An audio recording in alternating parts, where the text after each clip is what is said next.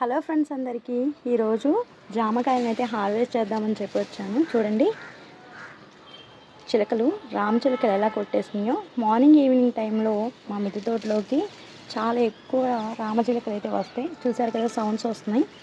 Evening అయితే చాలా ఎక్కువ వస్తూ ఉంటాయి. ఈ ప్లాంట్ని నేను 2023లో సీడ్తో నాటానండి. చాలా అంటే చాలా స్వీట్గా ఉంటుంది ఇది.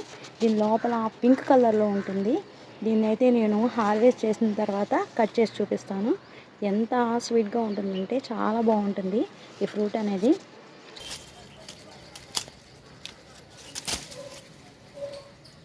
చూసారా, దీన్ని కూడా కొరికేసింది. ఇదిగోండి, ఇది కూడా హార్వెస్ట్ చేద్దాము.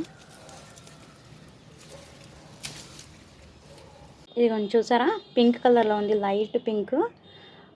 ఈసారి ఈ ప్లాంట్ అయితే నాకు 48 ఫ్రూట్స్ అయితే వరకు ఇచ్చిందండి. 2 ఇయర్స్ నుంచి 2 టైమ్సే నేను హార్వెస్ట్ చేసింది. మిగతావన్నీ కూడాను రామచిలకలకి ఫుడ్ కోసం వదిలేసాను. మనము బర్డ్స్కి ఫుడ్ కోసం వదిలేస్తే చాలా హ్యాపీగా అనిపిస్తుంది నాకైతే. ఎక్కువ ఈవినింగ్ టైంలో బర్డ్స్ అన్నీ రకరకాల బర్డ్స్ వస్తూ ఉంటాయి. వీటితో పాటు మనకి మలబరీస్ కూడా ఉన్నాయి, అవి కూడా తింటూ ఉంటాయి. చూసారా బర్డ్స్ ఎలా అరుస్తున్నాయో. ఇక్కడ ఓ బర్డ్ ఉంది చూడండి,